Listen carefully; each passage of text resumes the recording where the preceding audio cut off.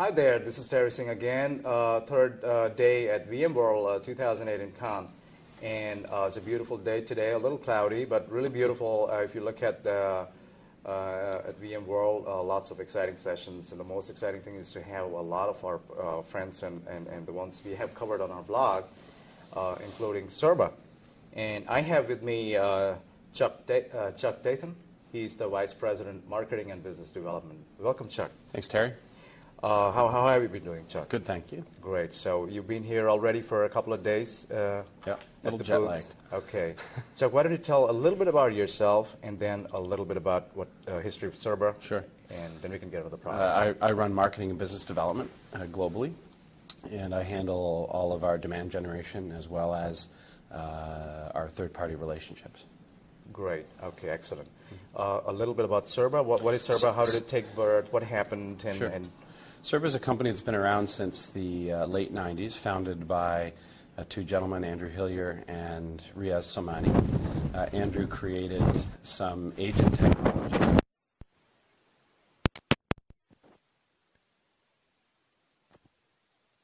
New data center challenges and new kinds of software for managing the data center, and got into configuration auditing and assessment of servers to a very deep level to try to do change detection, more predictive configuration-based assessments. If we fast forward with virtualization and rising complexity of data centers, he saw an opportunity to put an analytics engine on top of all of that great data that we were collecting for the purposes of analyzing what potential transformations could go on in a data center. Virtualization and, of course, VMware are two major trends that we analyze for, and one of the types of transformations this software can analyze for. So you guys are actually, when you say this, then I think, hey, these guys are the kind of, the pioneers in that assessment kind of scenario when you talk on the server level. And virtualization is more like, yeah, sure, there are other ways of assessing and the transformation. What happens to my environment? So there you guys have a huge expertise, right? We break it into two key chunks. One is something we call, first of all, we refer to all of it as data center intelligence. The first component of that is transformational analytics, taking a data center from one state to another. And the second piece is what we call operational analytics, which is managing the data center, the virtualized data center over time to maintain order and performance. And we're a little unique, we're very unique actually, in that unlike traditional analysis tools that focus on workload and what will fit where, how much you can take from a physical environment and put onto a virtual environment, we include the business aspects of planning, what can go together, what should stay apart, as well as the configuration constraints, and analyze all of that at once to give an optimal layout of virtualized infrastructure. And we do that on not just x86 platforms, but all major platforms. Mm-hmm. Okay, Unix or whatever. Yeah, okay. And as well, any virtualization or consolidation-oriented technology, so Xen or LPARs or zones, etc. So you guys are like, you look at virtualization, say there's another thing which we can do. It's not like that's one of the only things that we do. We believe that environments will continue to be heterogeneous and that there isn't one solution for every situation, and that the market will want portability, the ability to not be locked into one particular technology, be it virtualization or hardware. I mean, just like hardware, most data centers have a variety of vendors present because they choose the technology that most suits any given situation. We think virtualization will be the same. Absolutely. There won't be one solution for everything. Absolutely. And so if you have an intelligence solution that provides the answers, optimal answers, it needs to contemplate these varieties of technologies. So, I get these emails from your PR. We covered them up, and I have a viewership. A lot of actually managers and C-level kind of people come there. They know what CiRBA is, what CiRBA does. If you get into the products, I mean, at some point in time, we might have some kind of, engineers and people at senior levels who might want to do these kind of assessments pre and post or even during the transformation of your whole data center, how things are kind of, how workloads you're moving, and those. I've seen that the demo. It's really exciting. We are going to be doing a demo, checking out your demo. If you have one in your booth down there, that's going to be separate video edition, which is exciting for people who want to really watch how things work. But why don't you tell us a little bit about the product line? Like, what are the products? What do they do? Sure. Well, on the transformational side, we begin by bringing a great amount of detailed data about the configurations, about the workload across all the food groups of workload, as well as the business attributes of the servers. And business attributes are things like maintenance window, service level, DR strategy, geography, ownership, the things that if you don't pay attention to them when you virtualize, you can create quite a mess. Once we have all of that data into the repository, we provide an analytics engine that crunches all that data and based on rules drives out the optimal, very detailed transformation strategy from one state to another. And that might be taking an existing pool of hardware and optimizing or virtualizing within that existing pool, or it might be coupled with what that would look like on hypothetical new hardware. What would that look like on IBM's latest gear? What would that look like on Dell, HP, et cetera? So that you can make optimal decisions. And customers are able then to determine what are the constraints that affect these decisions in their environments. Do they need to buy that spec of hardware? Can they buy something lower end? Can they do a little bit of political work to remove some of the barriers to people sharing servers? Very important, I think. The politics is the worst, actually. All the discussions that we've had at C-level and executive level is, I think, the internal politics and the departmentalization, ownership kind of issues. In a physical world, you never had to worry about that because you could parse Even it off. the clients knew what the server name was. And charging for infrastructure takes on a whole different complexity. So those attributes and this kind of analysis allows you to see whether doing that political work makes sense, or if you run a scenario where you compare that maybe to adding a bunch more RAM to a server or buying a different spec of server. Sometimes our customers find that the political work is the best bang for the buck. Other times they find that making a slight change to their standard configuration gives them a better return, and they can avoid all of that political work. Doing these types of things without the analytics can drive you off in all sorts of directions because almost every time the analytics show that an environment has a different kind of constraint than what they had assumed. Lots of times someone thinks they have I/O constraints, and it turns out that a bit of political work would make a much bigger difference. Absolutely. Or they're overbuying hardware because the hardware vendor's in doing the analysis and making the recommendations, and they find they can buy a much lower spec of hardware and still run very well. Right. So it's about bringing empirical data to the decisions. Exactly, and to the decision makers. Yeah. I did a keynote last month in Belgium, a virtualization event, and together with the founder, chief analyst of the 451 group. He did his own, I did my own as analyst. I'm an industry analyst as well. So that's where I was kind of addressing that issue of business and IT domains. There is an internal convergence that is taking place in the IT domain, and the business domain is also, business domain has been the driver, has always been the driver, and the bottlenecks were here. So how easy or harder is it going to get for the business leaders when they choose server software to get to that next level, which is what I spoke about when I spoke on my keynote about that adaptive sourcing model. I mean, I would, if I was a business leader, my choice would be to be able to do some effective in or outsourcing of a certain facility or business activity based on the data which is presented to me the way it should be. Faster, effectively, healthy, without laying off any activities, people, whatever. Then I'm talking really at a business level. What kind of questions do you get from the people you talk to? I mean, I'm sure you would talk to people at C-level as well, and what they have their serious questions. Yeah, it depends on their perspective. If you take the technology view and virtualization and consolidation and those sorts of themes, oftentimes the technologists and the administrators, et cetera, want better ways to communicate with the business around the impact of making these types of changes to their infrastructure. So what does it mean from a manageability, administrator span of control, how many servers can people manage? Also the understanding that virtualizing doesn't get rid of servers. It decouples them, but there's still something that needs to be managed. It's not a panacea. So there's the technology side of these types of changes.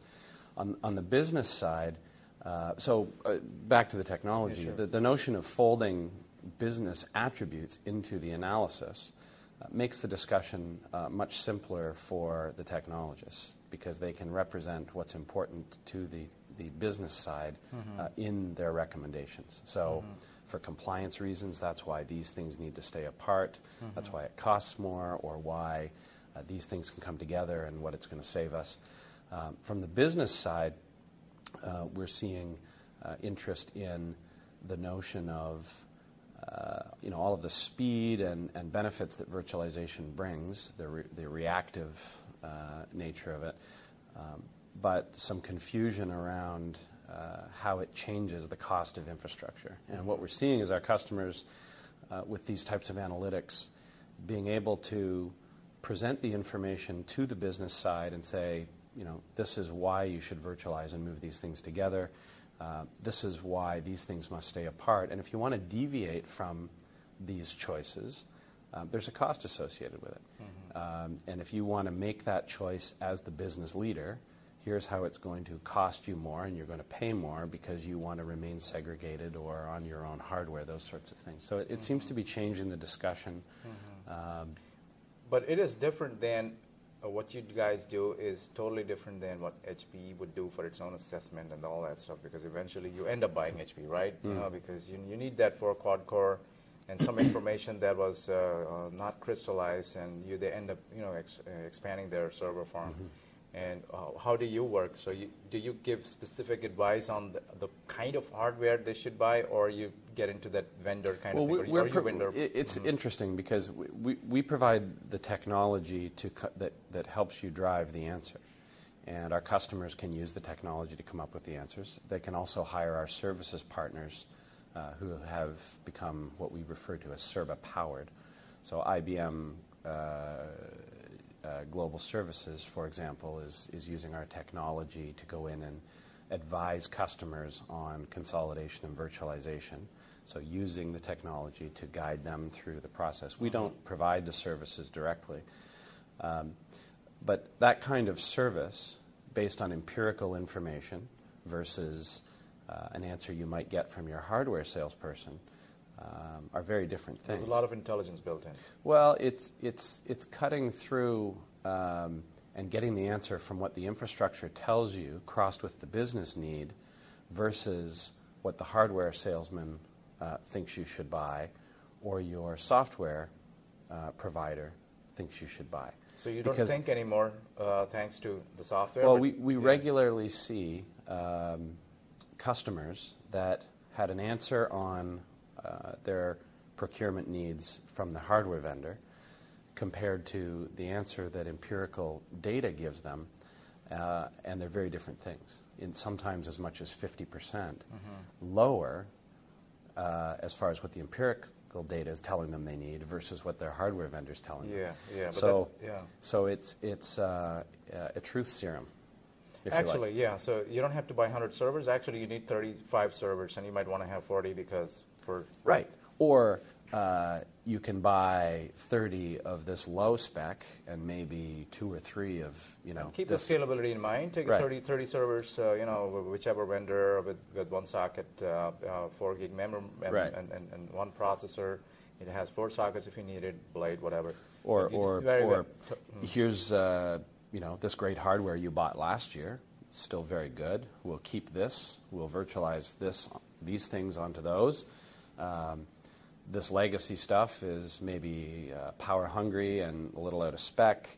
We'll decommission that, and we'll buy the balance in new gear and end up with a far better state and a far better cost than always buying everything new based on an assessment that a salesperson is giving you, which so what is your biased. Yeah, great. So what is your relationship between those, or how do you kind of, what is your role in this whole virtualization hypervisor people like VMware, Microsoft, Citrix?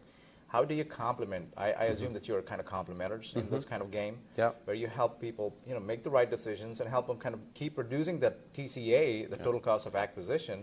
That hey, push it down because you don't need to really go. You have a project budget of like what 200 million. Let's be optimistic, so some guys can get happy that they are running great projects, and that you don't need to just put a large chunk of that amount into that project. So how does that relationship work? Is it good, healthy, or is it complementary? It's very good and it's very complementary. At the same time as it's impartial and empirical, it's also helping companies do it faster and safer and with more confidence. Rather than doing it in small steps and waiting to see if things work because you're kind of going by feel, we're giving optimal empirical answers which allow you to charge forward with confidence and get the benefit quickly. Because what our software does is optimize the choices by looking for the maximum safest impact for consolidation and virtualization. So to a VMware, to a Citrix, we're giving customers confidence in charging forward versus a sizing-only approach which says, yeah, all that stuff fits. It'll all fit there. It'll work. But not worrying about what the optimal compliant layout of things is. So very complementary. From the perspective of those technologies, our software is rule-driven. So we're working with these vendors to ensure that the rules that our software uses to examine environment are optimal. So if we're examining, let's say, for one of those technologies, our software is benchmarking them properly. It's putting the right overheads and sizing things appropriately. From a hardware perspective, the product also carries models or benchmarks. That's how we can do this hypothetical, what would it look like on these different platforms. So we're working to make sure that those benchmarks appear as well as possible. It's funny, we've had some hardware vendors say, how do we make our analysis better than the other guys? And because it's empirical, we say, just build better hardware. I mean, that's the answer, right? That's the right answer. You want the benchmark to reflect as well as possible, but it needs to be... You don't need to Photoshop it. No, it needs to be the right answer. Okay. And so there's interplay there as well. And then a lot of interest and interaction on the systems integrator side, because the old model for an SI, if you were a big data center, you would hire, let's say, an IBM to come in and help you through this kind of transformation because you have a day job. You have to keep, you might hire outside help. Absolutely. And the old model was come in with discovery tools and what we refer to as artists with spreadsheets, people that have deep knowledge in certain areas, and they would gather the data and disappear for a month or two and map out what's possible. This approach, which they're adopting, allows you to go in and interactively build scenarios with the customer and rapidly model what's possible, spend a lot less time assessing and figuring out what's possible, and getting to the action phase much faster and with more confidence. Competition. What about competition? You guys are into this space for all 10 years, you said, right? In the late 90s? Well, in the analytics and data center intelligence space, we've really been in market for about a year and a half with this technology. The foundation of the product is been around for much longer. The comparables are artists with spreadsheets, so people scratching their head and trying to figure out how to. I really hate that. Well, there are too many constraints in these environments. There are. I mean, I was just you can't do it. Yeah, there's. I'm sorry, I'm interrupting. Go ahead. I was giving just in a pre-sales meeting, and I was seeing one of my colleagues was on the Excel sheet, several of the sheets, and this copy paste. I don't want that. I don't want to waste time because I had this guy, the customer, and we're talking about a multi-million-dollar deal, which we fortunately still have in our pocket. But he said, "I don't have time. I want you to keep it simple. I want to be able to see it because I want to show it to my C-level people, right?" And we had to work harder, so we had to leave early, like 6 o'clock in the morning. We had to be in Amsterdam, okay? And And we spend a lot of hours, copy, paste, copy, paste, copy, copy. Oh, Excel, those cells, the copy calculations. We wanted these kind of things to be faster, but I can imagine. Well, what if you bring that result and the customer says, "Oh, I forgot." Can I play with it? Or I forgot. So I have this constraint. I have that constraint. And yeah. And in the old model, you would have to go back to the drawing board. In a software technology-driven model, you turn the dials and recalculate, and it gives you a new answer. It's very empowering that way. So that is a common comparable. The other comparable to what we do are what we refer to as sizing-based approaches. This notion of analyzing workload and figuring out how much can fit onto some other platform or place. So VMware has something called Capacity Planner, which is a hosted service that helps them sell their software in ESX. All the data goes to their website?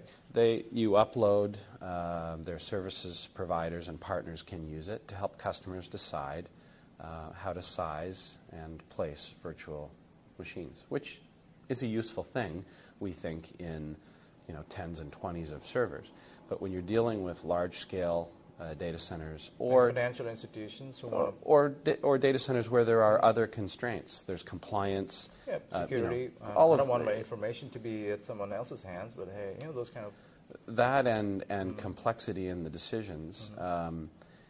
Those tools, those types of approaches aren't sufficient. So, the VMware provides that software and that service to facilitate their selling process, which is understandable and it provides value, but it's not enterprise class analytics for making. So you kind of are answering my question about the competition. Yeah. Okay. Yeah. Well, okay, that's good. Great. So, what about your? I was just wanted to kind of add on to what you were saying in the previous question.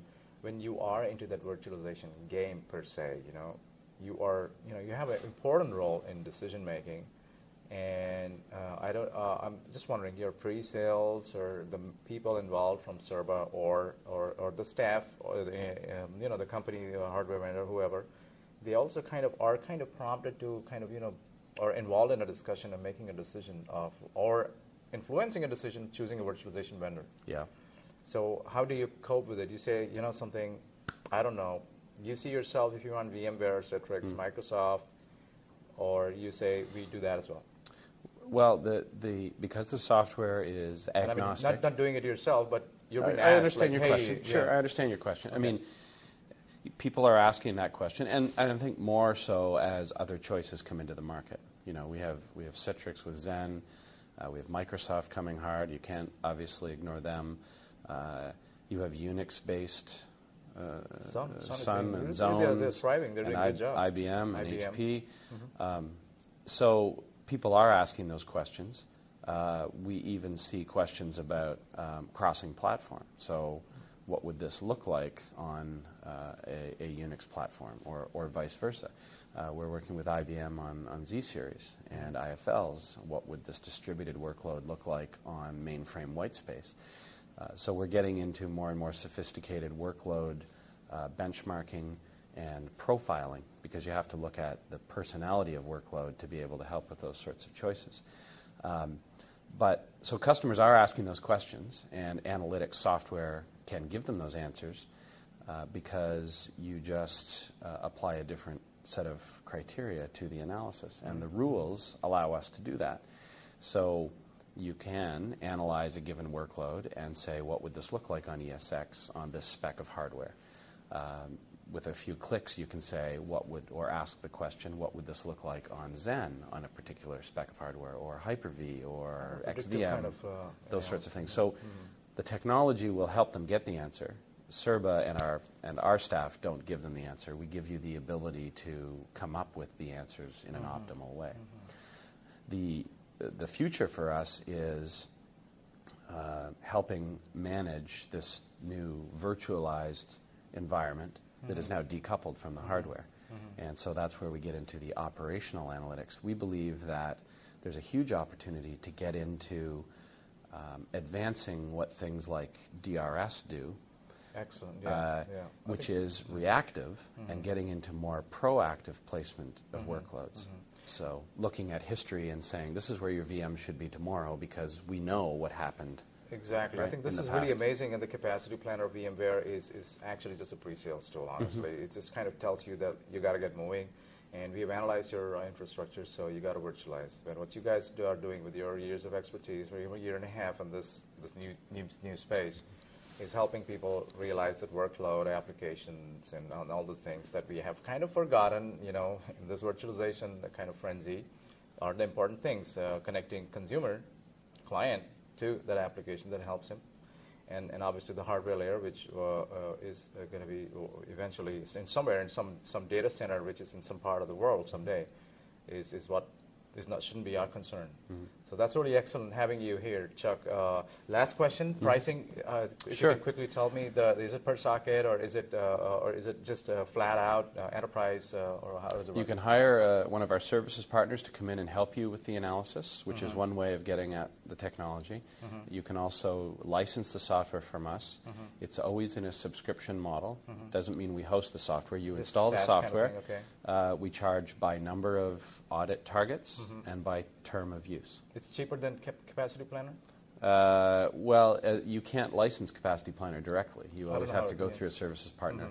I can't compare and contrast. Okay, But obviously, you offer a lot more value to it. That is totally understood. Yeah. Yes, excellent. It's really great having Chuck here and talking to the Vice President of Marketing and Business Development at CiRBA. Chuck, thank you for being Thanks, here. Terry. Thank you.